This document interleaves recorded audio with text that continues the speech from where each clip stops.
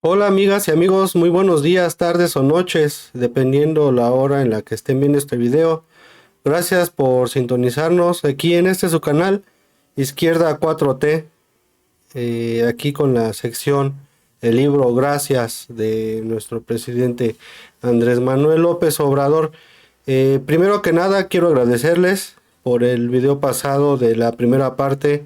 Dejaron mucho su cariño, me dejaron muchos likes a lo que va la historia de este canal. Somos un canal pequeño, una comunidad de 5,000 suscriptores que poco a poco vamos creciendo. Entonces, en el video pasado, en la parte uno de que dimos comienzo a este libro, Gracias de Andrés Manuel López Obrador, me dejaron sus muestras de apoyo. Les quiero agradecer, les mando un abrazo a donde quiera que estén. Recuerden que eso me motiva a seguirles trayendo este tipo de material y este tipo de contenido, porque ustedes me demuestran que esto es lo que a ustedes les gusta. Pues bien, dicho esto, les reitero, dejen su like. Ya saben que es muy importante para mí y para pues el canal que ustedes me demuestren su apoyo de esa forma, ¿no? Con sus visualizaciones y con sus likes. A nosotros nos hacen sentir pues grandes, un canal grande Pro 4T, ¿no? A pesar de que seamos un canal pequeño. Pues el día de hoy, entre otros temas, vamos a comenzar con la segunda parte del capítulo 1 del libro Gracias de nuestro presidente Andrés Manuel López Obrador. El capítulo 1 tiene con nombre De Tepetitlán a la Ciudad de México. Para los que vieron el primer video, el video pasado, saben que esta es la continuación de la página 20 que nos quedamos en el video anterior. Entonces, dicho esto, vamos a dar inicio a la lectura del libro de nuestro señor presidente para ir descubriendo y viendo la información que nos presenta pues es un hermoso libro. Váyanse por una agüita, una tacita de café, pónganse cómodos, dejen prendida la televisión, suban el volumen y relájense, porque vamos a continuar con esta lectura. Entonces, les reitero, les recuerdo, el título es De Tepetitlán a la Ciudad de México. La vez pasada nos quedamos en la página 20 y continúa así. En ese tiempo de 1973 a 1976, estreché amistad con el maestro Carlos Pellicer.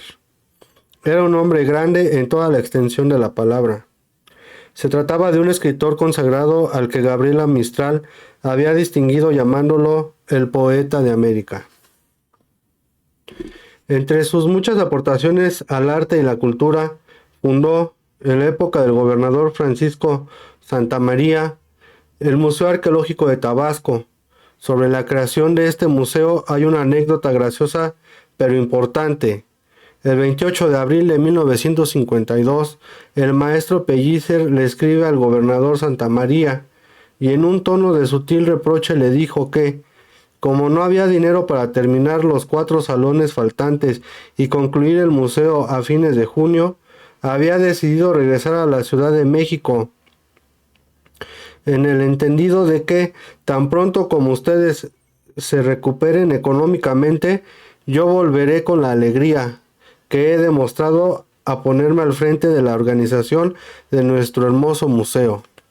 Más tarde, el 20 de agosto de 1952, el gobernador, también maestro en letras e igualmente simpático, le contestó: Querido Bate, tengo el gusto de calmar tus inquietudes espirituales por medio de una receta por 5,049.11 centavos, que en una pastilla vulgo cheque medicina U específico original del Dr. Santa María, te envío para ser despachada por la farmacia del Banco Nacional de México.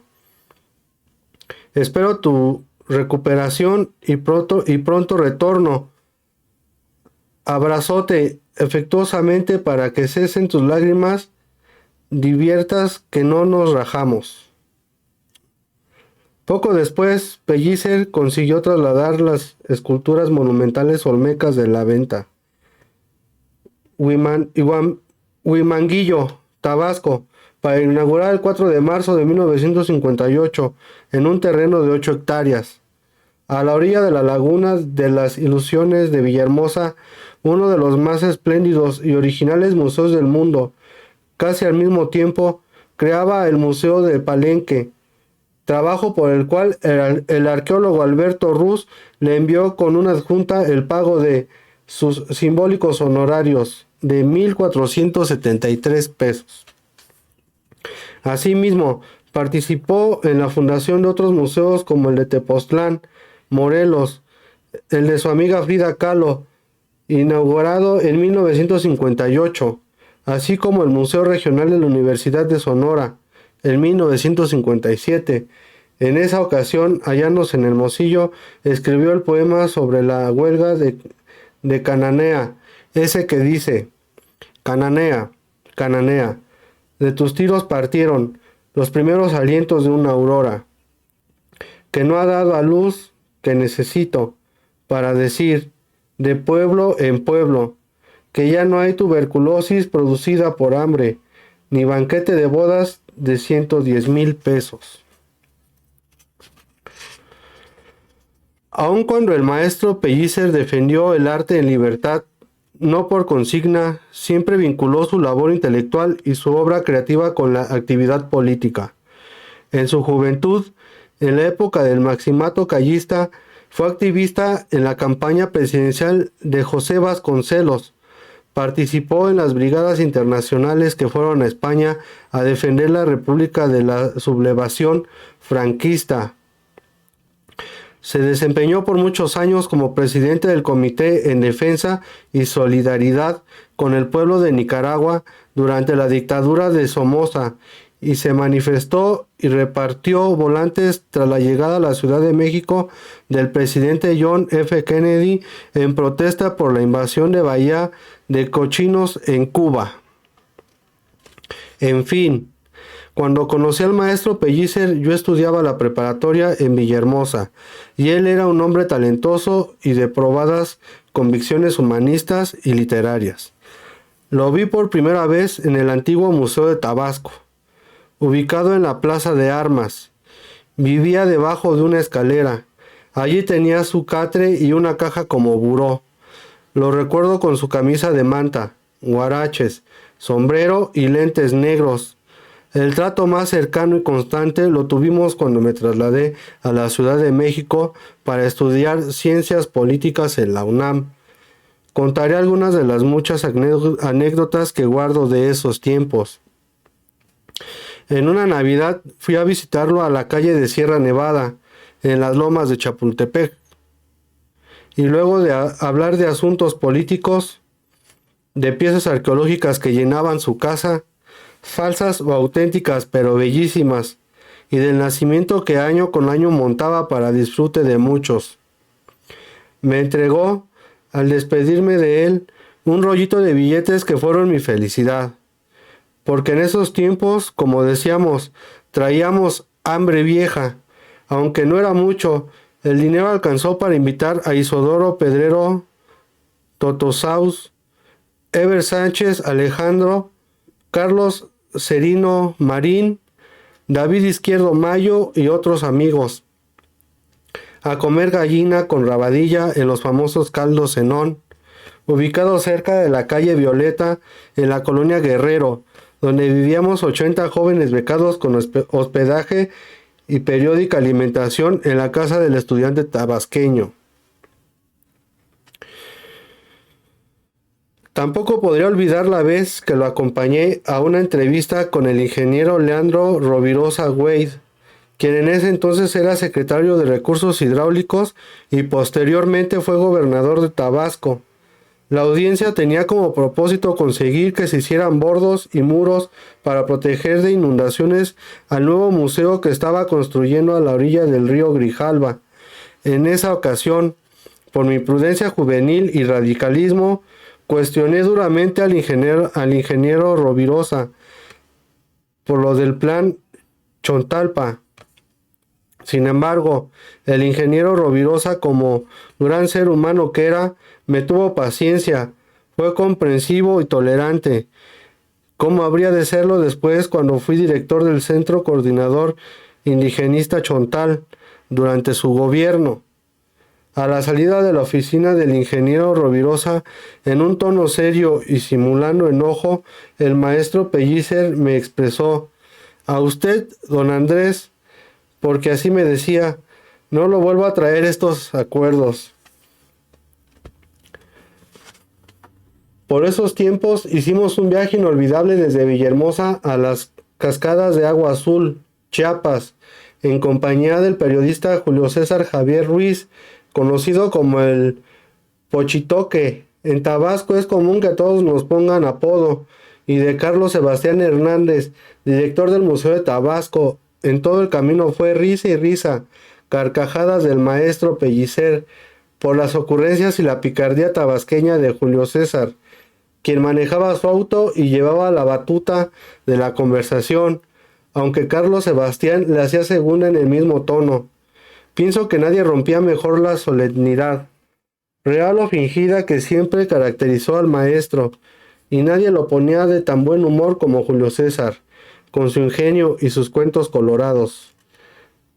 De regreso a Agua Azul, pasamos a cenar a Palenque, Chiapas, en el restaurante de mis padres. Cuando lo nombraron candidato a senador por Tabasco, tuvimos algunas diferencias, pues, según yo, como lo sostuvo entonces el ingeniero Alberto Castillo, el maestro Pellicer había dado su brazo a torcer. Recuerdo que el día del destape a nominación, en el Ovaciones de la tarde, el gran novelista Juan Rulfo, no sé todavía si con autenticidad o ironía, declaró que con el maestro Pellicer como senador le iría muy bien a México, o algo por el estilo. Cuando vi al maestro le pregunté, con ánimo de provocarlo, si sabía de lo dicho por Rulfo, y haciéndose el desatendido con su vocerón y seriedad fingida, me reviró: ¿y quién es ese? Finalmente estuve con él en 1976 en la campaña por los pueblos de Tabasco. Su sincero deseo era servir a los más pobres. Repetía y repetía: voy a ser senador de los chontales. Desde antes de tomar posesión del cargo, planteó que iba a vender su colección de paisajes de José María Velasco, valuada en 7 millones de pesos de aquellos tiempos, y que con ese dinero haría una fundación o fideicomiso para ayudar a los pueblos indígenas de Tabasco. Sin embargo, pocos después entraron a su casa, maniataron a Chabelita, su fiel acompañante y ama de llaves, y se robaron las pinturas. A partir de entonces se entristeció mucho y cayó en cama. Lo visité unos días antes de su muerte. Estaba postrado, pero platicamos. Tenía la esperanza de recuperarse. Me pidió vernos 2 días después con el compromiso de buscar una alternativa para lo del fideicomiso, para los chontales. Le dije que no se preocupara, que primero era su salud, y él me insistió porque realmente tenía la preocupación por la gente pobre. Durante la mañana del 16 de febrero de 1977, día en que volveríamos a encontrarnos, me enteré de que había muerto. Unos meses antes de su partida, en una entrevista, había confesado: yo fui político de calle durante toda mi vida. Soy socialista y creo en la igualdad de los humanos. Me entristece la pobreza de la mayoría y la riqueza de unos cuantos.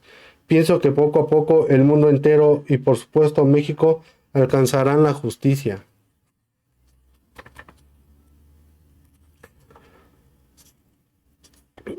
Creo que mi maestro se sentía orgulloso de saber que en su tierra en su agua y en todo el país, seguimos trabajando con la misma convicción de siempre, no hacerle mal a nadie y entender de manera preferente a los pobres y a los olvidados de México.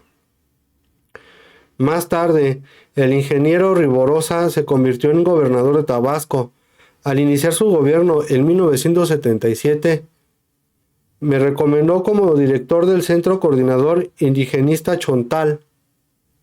Y lo más importante fue que nos apoyó y sobre todo nos dio absoluta libertad. Fui el segundo director del Centro Coordinador Indigenista Chontal, creado en 1973 contra la voluntad del gobernador de entonces, Mario Trujillo García, quien sostenía que en Tabasco no había indios. Esto me lo contó el antropólogo Salomón Namad Seaton, que aún vive aferrado a sus convicciones ejemplares de siempre. En ese tiempo trabajaba en el Instituto Nacional Indigenista, por las siglas INI, y le tocó entrevistarse con el gobernador para la creación de ese centro. Los indígenas no solo vivían arrinconados en la zona pantanosa, donde han estado por siglos, marginados y empobrecidos, sino que se les negaba hasta su propia existencia. Cuando fueron ellos los primeros que fundaron ciudades y conformaron una cultura en aquellas tierras húmedas que un día se llamarían Tabasco. Para la oligarquía, el indígena era, y en muchos casos sigue siendo, sinónimo de atraso. Los inditos, los chajules, decían, están en Chiapas, no en Tabasco, es decir, la ignorancia y racismo combinados. Por fortuna se creó el Centro Chontal por decisión del INI. Aquí quiero hacer un reconocimiento a quienes durante mucho tiempo trabajaban a favor de los indígenas: antropólogos, médicos, agrónomos, sociólogos, maestros bilingües, técnicos y personal de base, muchos de ellos todavía en actividad. Es cierto que durante la aplicación de la política indigenista se cometieron errores. Por ejemplo, en algún tiempo se propuso la integración, incluso se hablaba de incorporarlos a la civilización. No obstante, se avanzó en crear conciencia para reconocer y respetar sus culturas, las tradiciones, las costumbres, las lenguas y la organización social comunitaria. Antes del periodo neoliberal había al menos una política indigenista, pero los neoliberales acabaron con ella. Trabajar de 1977 a 1982 en la zona indígena Chontal de Tabasco fue para mí una experiencia extraordinaria. En las comunidades me formé como luchador social. Allí echamos a andar programas integrados y logramos mejorar las condiciones económicas y sociales de los pueblos. Allí comprobé que con una política de apoyo a la gente pobre siempre se logran buenos resultados. Los indígenas tuvieron donde sembrar porque adquirimos buenas tierras que les fueron entregadas. Pusimos en marcha un programa para rehabilitar zonas pantanosas mediante la tecnología tradicional chinampera, como en Xochimilco, lo que llamamos camellones chontales. Se creó un programa de crédito a la palabra, con las siglas CAP, para la ganadería y la agricultura. Me tocó fundar las primeras escuelas secundarias en la zona, así como centros de salud y hospitales. Construimos viviendas y caminos. Se instalaron plantas de agua potable y organizamos cooperativas de consumo y de transporte. Creamos una radiodifusora cultural bilingüe, Shenak, la voz de los chontales, que era la más escuchada. Después la silenciaron y por mucho tiempo permanecieron abandonadas las instalaciones. Posteriormente se abrió de nuevo la radio y ahora opera en todo el país el Instituto Nacional de Pueblos Indígenas, por sus siglas INPI, que coordina los planes de justicia en beneficio de las diversas culturas originarias. El trabajo en la zona maya Chontal me permitió comprobar en la práctica que el cumplimiento de las responsabilidades sociales del Estado se traduce en una mejoría de las condiciones de vida de la gente. Un ejemplo, cuando llegué a la zona Chontal había muchísimo alcoholismo. Los indígenas de las comunidades acudían a embriagarse a las cantinas de Nacajuca, la cabecera municipal, en las que se vendía aguardiente de caña. Era común que pidieran 4 dedos de aguardiente que bebían de un solo golpe. Caminaban 200 o 300 metros, caían inconscientes y pasaban horas tirados a las orillas de los caminos. Eran escenas muy tristes y preocupantes. Cuando empezamos a trabajar, disminuyó ese alcoholismo. Fue una buena lección. Aprendí que la actividad, el trabajo, la esperanza, la dignidad y el orgullo cultural provocan un cambio en realidades de postración o sometimiento. Fue definitorio trabajar 6 años en las comunidades indígenas. Fue un proceso de enseñanza-aprendizaje. Di algo, muy poco más que nada a mi corazón. Ellas me dieron y me enseñaron muchísimo. Solo por mencionar algo, allá aprendí que las decisiones en las comunidades se toman de forma colectiva, algo parecido al proceso que ahora llaman consenso. Las asambleas comunitarias comenzaban con una exposición que hacíamos sobre el asunto a tratar. Cuando terminábamos de explicar, ellos deliberaban. Solo se oía un murmullo en lengua chontal. Inmediatamente después se hacía un profundo silencio hasta que alguien levantaba la mano para dar a conocer la decisión de todos. Para entonces ya se había logrado el consenso. Había un acuerdo y eso era lo que, en voz de alguien, ellos consideraban que podía aceptarse o no. Allí comprendí que había que esperar y tener paciencia, porque las decisiones no se toman como es usual fuera del mundo indígena. También aprendí mucho sobre la solidaridad verdadera y la ayuda mutua. Por ejemplo, la siembra o la construcción de una casa implica la participación de todos. Como ellos dicen, se dan la mano. Cuando alguien necesita ayuda, sin duda la mayor enseñanza que recibí fue reconocer el lado humano de las comunidades.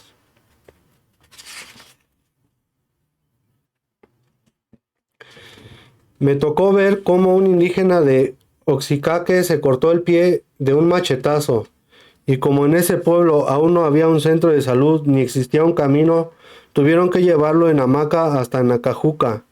Me impresionó ver cómo empezó a llegar la gente humilde a verlo y darle 20 centavos, un peso, lo que tenían, porque sabían que iba a necesitarlo para la curación. Vivir de cerca esa fraternidad, esa solidaridad, me hizo más humano.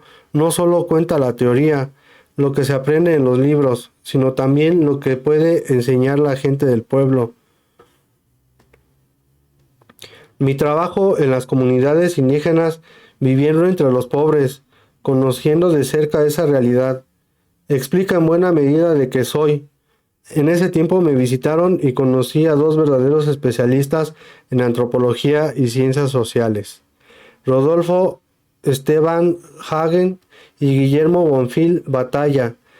También en ese entonces emitió una opinión sobre mi persona la escritora polaca Irena Maxrak, quien visitó varias zonas indígenas del país y en su libro Cartas a Salomón dejó este testimonio de su viaje a Nacajuca. Y es el siguiente. La persona del director del INI se hizo un poco mítica en la región.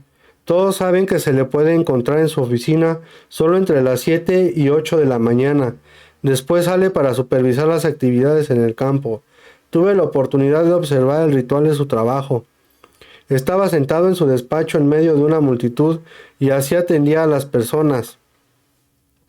Cada quien le iba entregando un papelito en el que estaba expuesto su problema. Había muchos problemas con las tierras limítrofes de los ejidatarios y sus vecinos. Los asuntos que se plantean en todas partes, que los animales entraban en el campo sembrado, que el vecino sembró donde no le correspondía, etc. También había problemas con la construcción de las viviendas y otros que no pude captar bien porque los diálogos entre el director y la persona interesada eran muy breves y muy eficaces. El director se enteraba de cada asunto y resolvía el problema casi inmediatamente. Nada de burocracia, nada de pedir requisitos, nada de mañana. El director, como sabes, tiene 26 años y parece que para él no hay tiempo de perder. Eso no quiere decir que se le sintiera impaciente, nada de eso. Todo era resuelto con la mayor atención y el mayor respeto posible. Pero la idea de que no tenía tiempo para perder estaba en el aire, en el mismo ritmo con el que arreglaba los asuntos y el mismo ritual que pareciera ser bien conocido para todos, la eficacia en una palabra. Aunque no todos pensaban igual, de aquel entonces son los reportes del terrible director de la Policía Federal de Seguridad, Miguel Nazar Haro, quien me calificaba de comunista, como en el reporte fachado en 1979.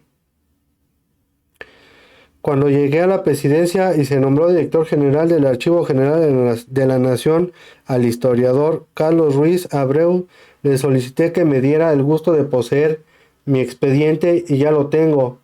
Por cierto, ahora todos los archivos son públicos, no hay espionaje y no se reprime a opositores ni a nadie. El mural del pintor Montuy, que todavía está en las instalaciones del INI, es de esa época. Estaba arrumbado en una bodega del gobierno del estado y se colocó con una leyenda que no aplica en la actualidad del todo, porque los animales, como está demostrado, se hayan dotado de emociones, como los humanos. Una vez hecha esta advertencia, transcribo lo que dice el texto.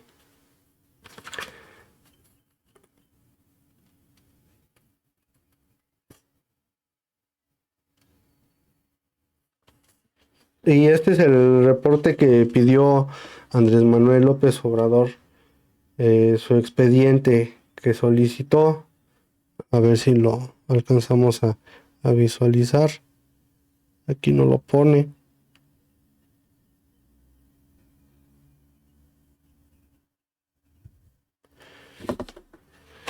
Y el texto es el siguiente.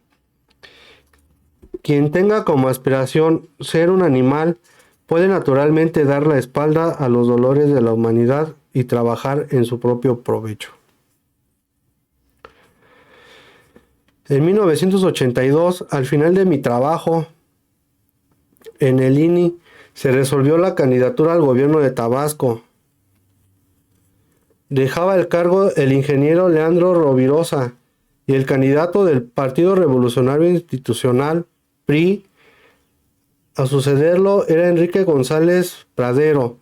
Desde antes de su postulación, los que habíamos trabajado en el INI teníamos interés en que él fuera el candidato y gobernador de Tabasco. González Pedrero, que en paz descanse, era un hombre inteligente. Fue director de la Facultad de Ciencias Políticas de la UNAM y era uno de los más que sabía en México de historia de las ideas políticas. Lo admiré y respeté mucho como maestro. Había otros precandidatos, pero él reunía las cualidades para dar continuidad al trabajo que ya habíamos iniciado en la zona indígena. Reflexionábamos que si con Leandro Rovirosa, que era ingeniero civil, se había avanzado, con González Pedrero iba a ser aún mejor. Por ello nos unimos a su campaña. No pertenecíamos al PRI, sino que lo hicimos por esa circunstancia especial. Optar por él era lo que convenía a los ideales que nos movían. Se trataba de apoyar la candidatura de un hombre consecuente y de un político progresista. Además, en esos tiempos no teníamos realmente otra opción. En Tabasco no había una tradición opositora. El PRI era predominante y la política se hacía básicamente en ese partido. Desde luego, en su interior convivían posturas distintas. Había gente muy reaccionaria y, al mismo tiempo, gente progresista. La idea era participar con González Pedrero para seguir transformando y defendiendo causas populares y a fin de avanzar en la democratización de Tabasco y de México. En su campaña me desempeñé como director del Centro de Estudios Políticos, Económicos y Sociales del PRI. estatal y me concentré en organizar reuniones de análisis sobre la problemática del Estado y plantear propuestas para su desarrollo. Cuando se constituyó el nuevo gobierno, González Pedrero me invitó a ser presidente del PRI en Tabasco. Yo no tenía antecedentes partidistas, no era militante, pero el ofrecimiento era por demás atractivo. Se trataba de hacer un partido auténtico, separado del gobierno, algo imposible como pronto lo pudimos comprobar. Simplemente no se podía porque el PRI era un apéndice del gobierno, una especie de secretaria de acción electoral del Poder Ejecutivo.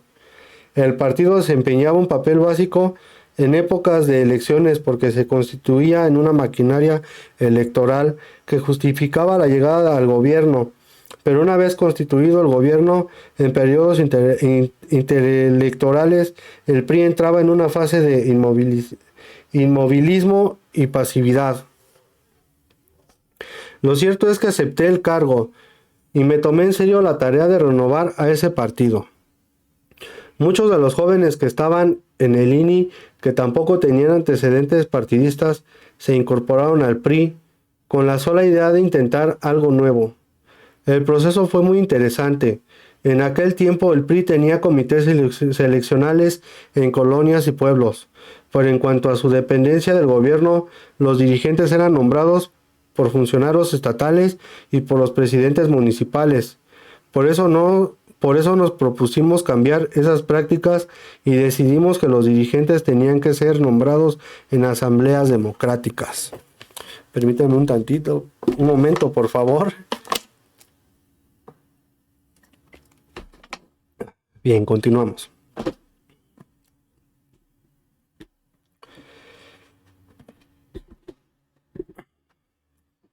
En consecuencia, constituimos nuevos comités seleccionales y cuando las bases comenzaron a elegir a sus dirigentes, se empezó a formar un partido auténtico, con fuerza, que servía como órgano de intermediación entre el pueblo y el gobierno. Esta acción se acompañó con la formación de los dirigentes, tomando como referencia la Declaración de Principios y el Programa de Acción del PRI, que en teoría postulaban la defensa de los derechos del pueblo y el nacionalismo revolucionario. Desde luego, una cosa eran los contenidos de los documentos básicos y otra la realidad política. Esta era una de las características de la simulación que prevalecía, pero el hecho de seleccionar a los dirigentes con base a esos documentos significaba todo un avance.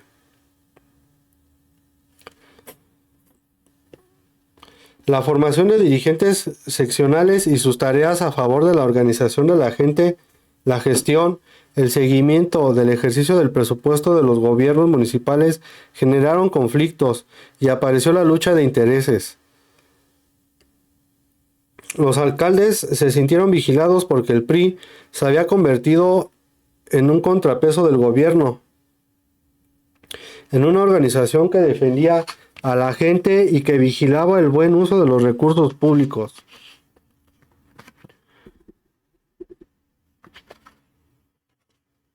En poco tiempo comenzaron las intrigas,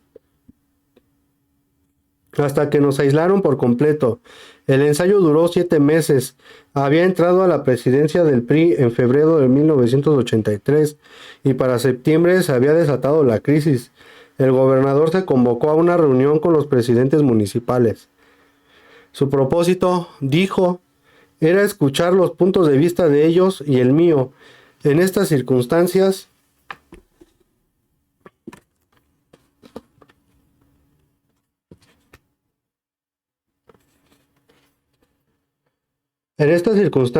un lunes por la mañana, González Pedrero me llamó a su despacho para informarme que había tomado la decisión de que yo dejara la presidencia del PRI.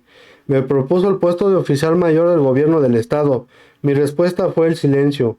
No contesté, no hablé, me quedé callado. Sin embargo, él llamó al secretario de gobierno José Eduardo Beltrán para que de inmediato me diera posesión del nuevo cargo.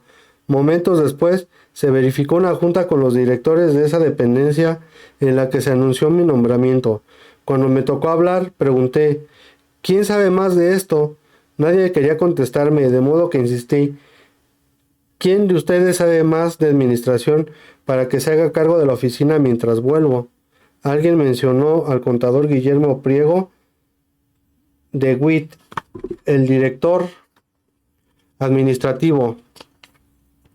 De modo que a él le dije, mire, siéntese aquí, atienda todo, voy a regresar. Ya regreso. Claro, nunca regresé. Pasé a buscar a mi esposa Rocío a su trabajo en la Secretaría de Agricultura y Recursos Hidráulicos. Y en el camino a la casa hablamos de lo sucedido. Ella estaba al tanto del proceso, tenía una idea y ya veíamos venir el desenlace. Por eso, cuando le consulté mi propósito de renunciar, estuvo de acuerdo, aun cuando esto implicaba dejar Tabasco. Ella nunca había vivido en el Distrito Federal. Estas decisiones siempre están relacionadas con la familia. El político toma decisiones, pero de una u otra manera resulta crucial el apoyo de lo más cercano, de lo más íntimo.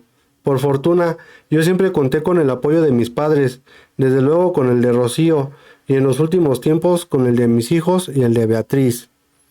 En la tarde de aquel día escribí la renuncia dirigida a Enrique González Pedrero, que, en forma escueta, palabras más, palabras menos, decía lo siguiente.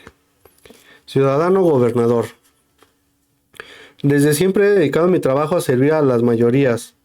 Hoy usted me brinda la oportunidad de ocupar el honroso cargo de oficial mayor del gobierno que, siento, me aleja de ese propósito fundamental.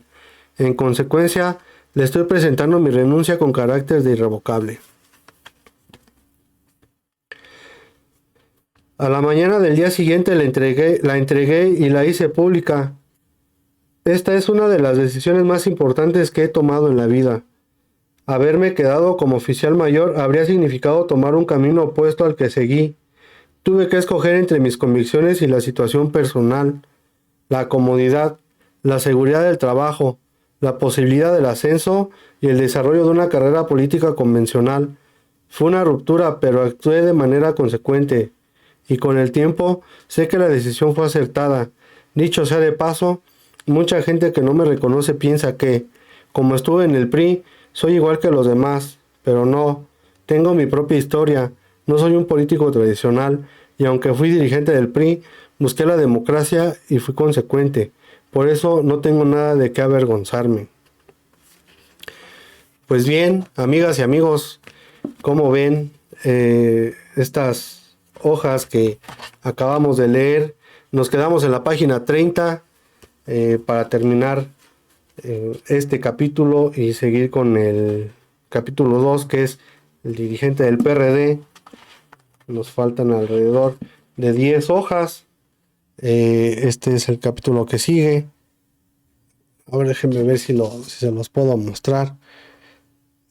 Capítulo 2, dirigente del PRD. Este es el capítulo que sigue, amigos y amigas.